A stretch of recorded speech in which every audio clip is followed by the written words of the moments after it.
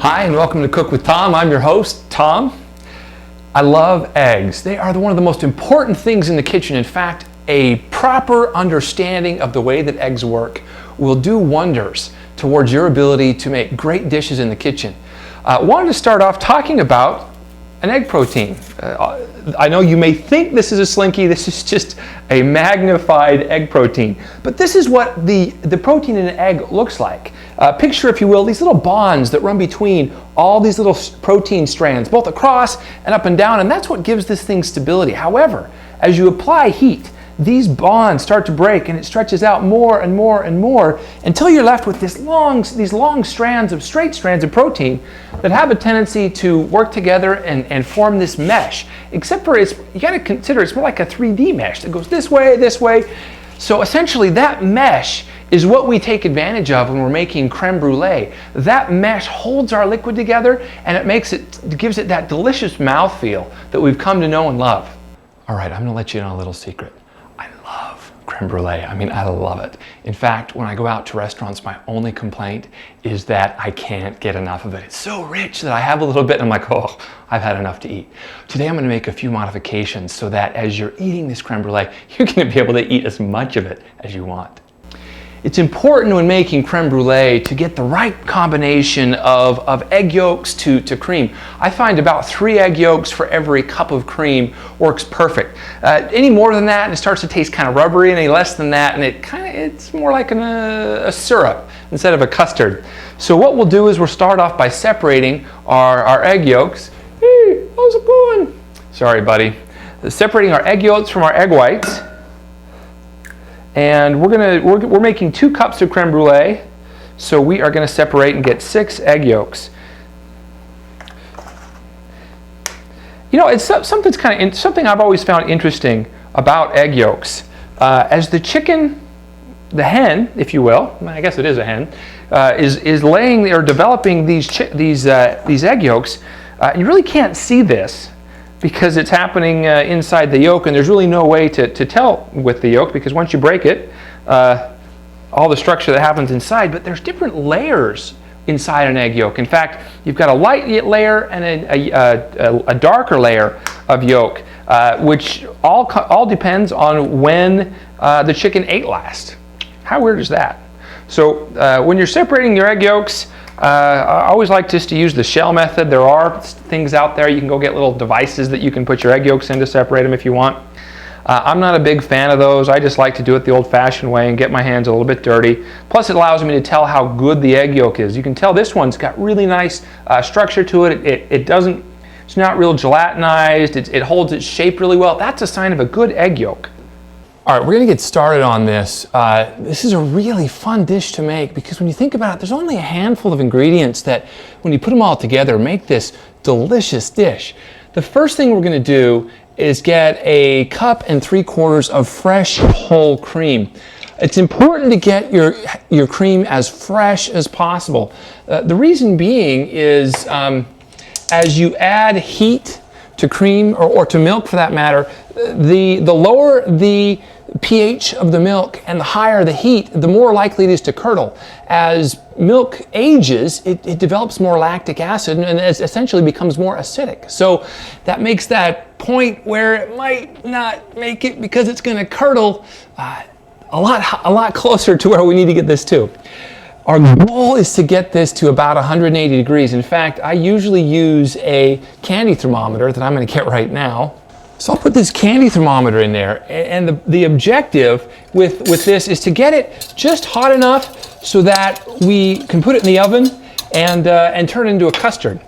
To my 1 3/4 cups of whole cream, this is what sets my creme brulee recipe apart from the stuff you probably had before. I like it to be just a little bit acidic. I like just a little bit of that flavor, which is another reason why it's important to have fresh milk, is I like to put sour cream. This is 1/4 cup of sour cream. By putting this in there, it adds just a little bit of bite to the creme brulee and makes it so you can eat it and eat it and eat it. That's my secret ingredient. Again, like all my secret ingredients, don't tell anybody. To that 1/4 cup of sour cream and 1 3/4 cups of whole cream, we're going to add 6 tablespoons of just regular old white sugar. For those of you keeping track at home, that's 3/8 of a cup, but I haven't yet to see a 3/8 of a cup measurement. So we'll throw that in there. And we're going to let this sit. The last thing we want to do is we want to make sure that this has got a rich vanilla flavor. There's 2 ways you can go about doing this. You can add 1 teaspoon of regular vanilla extract, or you can take one of these bad boys, regular vanilla bean. What you'll do is you'll just take this and you'll cut it down the center, like so. You'll open it up and scrape all this vanilla goodness out of the insides. See all that stuff sitting there on the edge of my knife? That's vanilla. It doesn't matter that there's a few chunks of this stuff in there, because we're going to run it through what's called a chinois. So we're going to keep mixing this from time to time, again making sure, checking with our candy thermometer to make sure that it doesn't get past about 180 degrees, and then we're going to temper the eggs. You see, tempering, it's this fancy way, a word. It just essentially means bringing your eggs up to temperature. Have you, for example, ever added just egg yolks straight into a hot boiling water? It turns into egg drop soup, and you've got all these little eggs floating around. In fact, when I made my first lemon pudding as a kid, they told me to temper them. I'm like, oh, what the heck does that mean? So I added the egg yolk straight in, and I had these nice long stringy strands of egg proteins in my lemon pudding, and it was not very good. Oh, you know what we've got to do? We've got 1 teaspoon of orange peel. This is awesome. Just the outer part of orange peel is what contains all of the oils that we smell and think, oh, that's orange. So by adding just a little bit of orange peel, it improves the overall, again, just acidic flavor of the dish, which helps makes it so it doesn't taste, it tastes still as rich, but you can eat a lot more of it. So we'll add that. And then to temper, what you do when you want to temper a dish, and I'm sitting right at about 150 right now, which is high enough that you can add it to the egg protein. In fact, egg yolks start to the technical term is coagulate. I like to say thicken. Around 150 to 160 degrees is when that process starts, and they really thicken around 180, and by 190 they're curdled, they're done. So what we'll do is you want to take just a little bit of the egg, or excuse me, you want to take just a little bit of the cream, vanilla, sugar, sour cream mixture and add that to your egg, and then whisk that up. And what that does is that slowly raises the temperature of our eggs, so that we don't get this issue of egg drop soup.